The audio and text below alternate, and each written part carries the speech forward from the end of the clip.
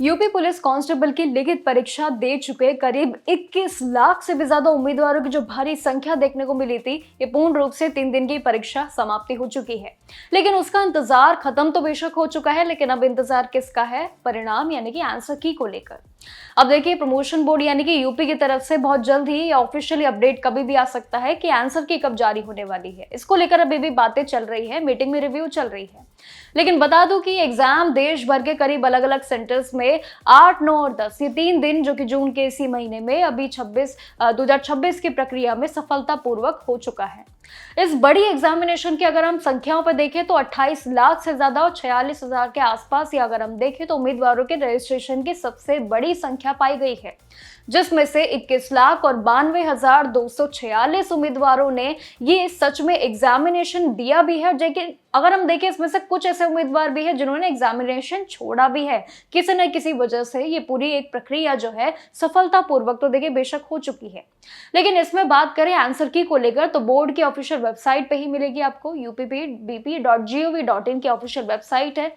इसमें बेहद आसान स्टेप्स के साथ आप इसे डाउनलोड कर सकते हैं। सबसे पहले आपको इसके ऑफिशियल वेबसाइट जो भी आपको बताई गई है, बस आपको सिंपली होम पेज पे जाना होगा। एक आंसर की ऑप्शन आपको मिलेगा, सिलेक्ट तुरंत कर लेना। इसके बाद क्लिक करते ही यूपी पुलिस आंसर की जो कि 2026 की पूरी प्रक्रिया का आपको ऑप्शन और लिंक मिल जाएगा। वो सामने आपको जब शो होगा, इस पे क्लिक करने के बाद आपको अपनी लॉगिन डिटेल्स आपको भरनी होगी। सबमिट करते ही आंसर की स्क्रीन पे आपके खुद ब खुद शो हो जाएगी।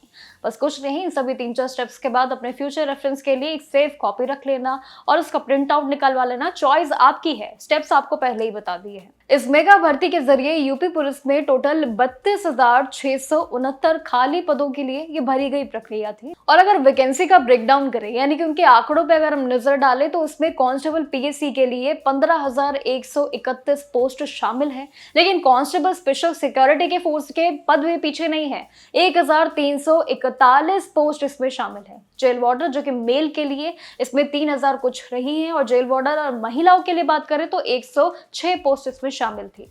कांस्टेबल सिविल पुलिस के लिए भी इसमें 10,000 और 169 पोस्ट के लिए रखी गई। ये पूरी प्रक्रिया की प्लानिंग थी। और इसके अलावा कांस्टेबल पीएससी के लिए कुछ अलग अलग कैटेगरीज इस बार सबसे स्पेशल थी, जिसमें 2,282 पोस्ट और बाकी बचे हुए जो कांस्टेबल पोजीशंस थी उसके लिए 71 पोस्ट के लिए रिजर्व भी रखी गई थी। यानी कि इस साल के आंकड़े काफी मजबूत दिखे। अब एक एग्जाम खत्म होने के बाद सबकी नजरें कट ऑफ पे भी जरूर है। आंसर की एक अलग ऑप्शन है, लेकिन कट ऑफ पे भी बहुत जरूर है, हाई जाएगी या लो जाएगी। देखिए, सबके अलग अलग राय है। यहाँ पे अगर बात करें तो डीवी और पीएसटी के लिए जो सबसे मेन 2 राउंड हैं उनके लिए बुलाया जाएगा सीधे आंसर की और इस परिणाम के बाद। अब एनालिसिस के मुताबिक इस साल जर्नल कैटेगरी के सभी पुरुष उम्मीदवारों के लिए एक्सपेक्टेड जो कट ऑफ है वो 190 से लेके 100 मार्क्स के बीच में रह सकती है। और ये फीमेल यानी कि महिलाओं के लिए 185 से लेकर 195 मार्क्स के बीच कट ऑफ जरूर जा सकती है। कैटेगरी वाइज और देखें, ओबीसी डब्ल्यूएस दोनों ही कैटेगरीज के लिए, इसमें महिलाओं के लिए अगर देखें और पुरुषों के लिए तो आंकड़े अलग है। 180 अगर हम देखें और 190 के आसपास पुरुषों के लिए, और फीमेल के लिए 175 से लेकर 185 मार्क्स के बीच ये जरूर उम्मीद की जा रही है कि रह सकती है।